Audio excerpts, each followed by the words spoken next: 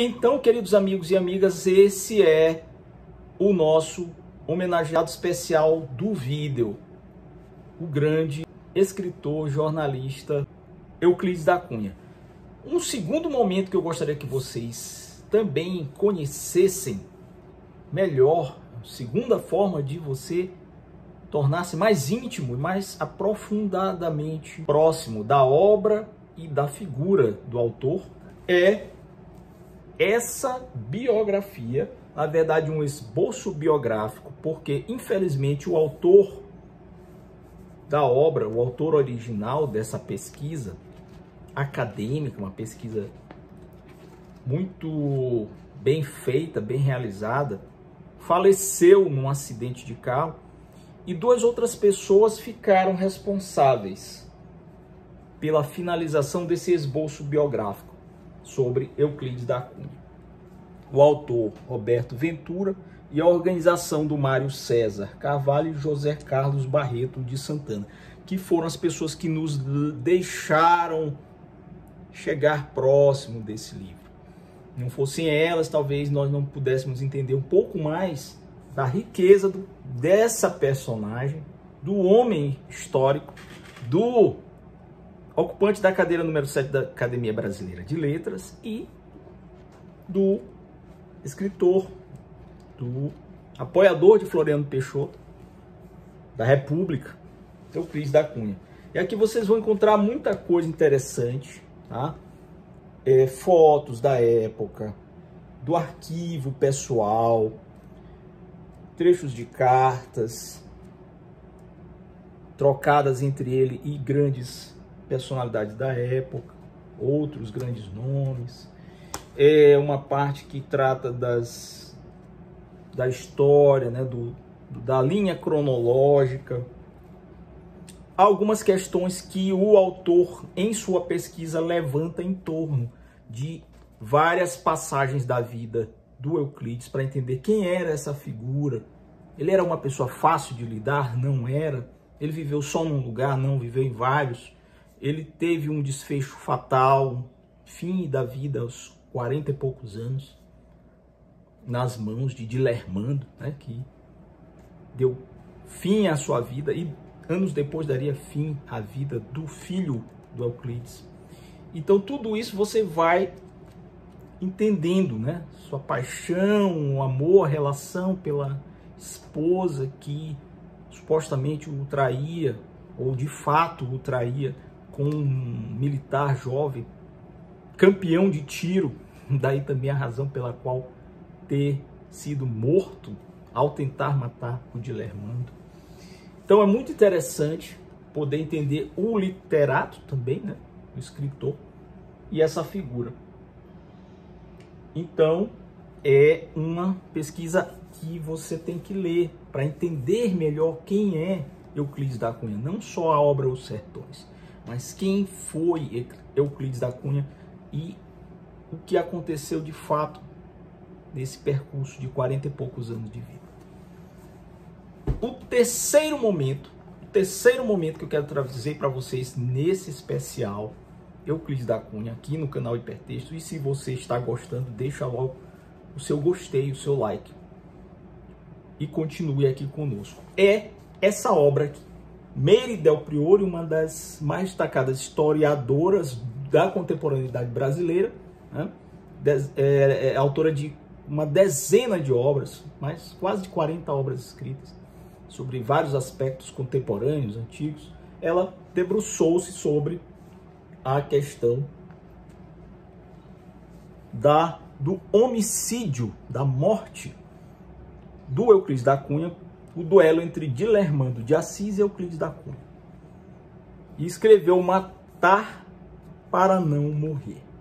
Meire Del Priore vai trazer para a gente aqui o antes, o depois, o que foi falado na época, como os jornais trataram a questão, o que havia por detrás do homicídio, né?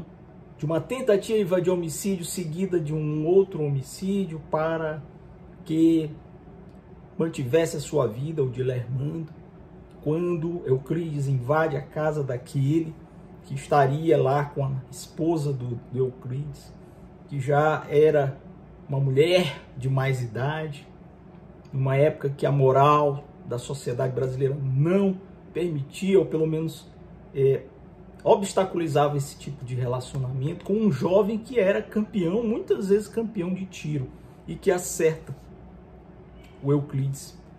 Né? Mas vocês vão ler e vão entender melhor cada lance dessa tragédia pessoal que se abateu sobre a vida de Euclides da Cunha e do filho dele anos depois, o Euclides da Cunha filho, que também morreria pelas mãos do mesmo Dilermando de Assis. Então é sensacional. O quarto momento dentro desse especial Euclides da Cunha aqui no canal Hipertexto comigo é uma outra obra chamada O Pai. Agora você vai ter que ler o outro lado da moeda, o outro lado da história.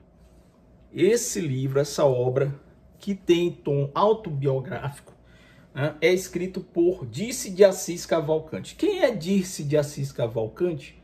É a filha do Dilermando, do assassino de Euclides da Cunha. Ela, obviamente, carregou durante toda a vida, durante longos anos, desde criança, a pecha de ser filha de um assassino. E ela, muito pequena, não compreendia isso, quando nos colégios, né, na escola, no colégio interno, ouvia já troças, né, apurrinhações, né, perseguições de crianças dizendo sobre o pai dela. E ela teve um trauma, durante longos anos, dificultou o entendimento dela, aquilo que havia acontecido, que ela era muito criança, e ela é filha de uma das, né, envolvidas aí na trajetória desse crime, com o Dilermando, né, o que havia de fato acontecido, e ela criou um certo ódio do pai. Ódio esse que só foi superado anos mais tarde, quando ela pôde, enfim, já na maturidade, já quase na idade, na melhor idade, escrever uma obra onde ela vai também defender o pai. Afinal de contas, o pai matou para não morrer, né? E ela vai explicar isso também aqui com argumentos, com fatos, com narrativa pessoal, enfim, né, autobiográfica, o que ela entende e como ela viu o crime já depois de tanto tempo, tá? A figura do pai Dirce de Assis Cavalcante. Terceiro passo para você entender, ou melhor, o quarto, né? A quarta obra para você entender Euclides da Cunha para além de Os Sertões, muito além de Os Sertões. Então, este vídeo é sobre muito além dos sertões. Euclides da Cunha vasto. E o último momento, o quinto momento, dentro do especial Euclides da Cunha no canal Hipertexto, que é um canal que você deve compartilhar, mostrar para os seus colegas, conhecidos, amigos e amigas que existe e que tem conteúdos como este que eu estou apresentando agora. Para fechar, para encerrar, a gente vai com uma faceta que poucos conhecem também no Brasil. Assim como muita gente não conhece que Euclides escreveu sobre a Amazônia, e tem uma obra chamada Amazônia, onde ele fala sobre uma expedição que ele fez lá. Então, assim como ele narra o que são os sertões, ele narrou e lançou em 1902, ele narrou e disse o que era aquela época a Amazônia, o que eram os afluentes, o que era a Amazônia peruana, a Amazônia brasileira, a Bolívia, enfim. Então ele escreve sobre isso, né? Inclusive ele viajou bastante o Brasil, ele conheceu muitos lugares para reportar e para escrever literariamente. O último é o Euclides poeta. Sim, meus amigos, minhas amigas do canal Hipertexto, o Euclides poeta existe sim. Ah, mas eu nunca vi, eu não sabia que Euclides da Cunha era poeta. Ele escreveu poesia, olha só o tanto de poesia. Poesia reunida de Euclides da Cunha. Após 100 anos da morte dele, o leitor terá acesso integral a todos os escritos poéticos da lavra, da autoria do grande prosador Euclides da Cunha. Poesia reunida, Leopoldo M. Bernucci e Francisco Foote Hardman. São os dois organizadores dessa magnífica obra que traz a poesia completa de Euclides da Cunha, tá? Tudo aquilo que eles lutaram para recolher em vários lugares, em papéis escritos, documentos pessoais, em acervos de bibliotecas, museus, com familiares, nos jornais, enfim, impressos, em publicações avulsas, e trouxeram a lume a poesia reunida de Euclides da Cunha. Aí você pode me perguntar, mas será que vale a pena ler Euclides da Cunha poeta? O Euclides da Cunha poeta? Sim, ele era muito bom.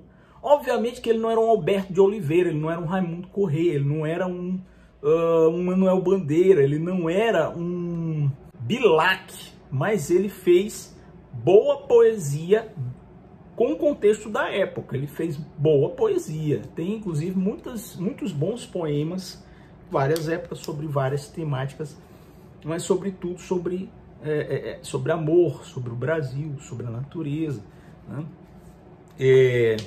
E aí você também vai encontrar coisas muito bonitas como essa, né?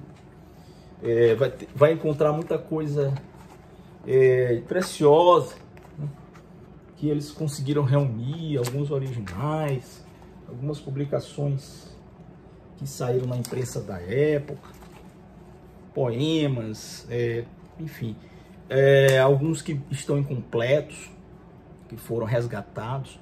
Então você vai ver, meus amigos, o Euclides da Cunha diferente, né? O intelectual ímpar, que fez o seu nome ficar marcado na história brasileira, não apenas por Os Sertões, mas por sua participação na vida política, no jornalismo brasileiro, o seu estilo bonito, né, de escrever, e ao mesmo tempo pré-moderno, já tentando entender o Brasil profundo, o Brasil geográfico, político, histórico, cultural, o Rio, São Paulo, enfim, o Sudeste, o Norte, o Nordeste, de fato, através do cientificismo, do positivismo, de traços cientificizados, mais lógicos, mais racionais, que impregnam também a sua belíssima poesia. Então isso aqui é um achado, né? A poesia reunida de Euclides da Cunha. Então eu encerro este vídeo especial Euclides da Cunha, com o livro que eu mostrei para vocês. Então, Euclides da Cunha em 5 momentos para além dos sertões. Espero que vocês continuem com a gente, divulguem esse vídeo ao máximo possível e até a próxima.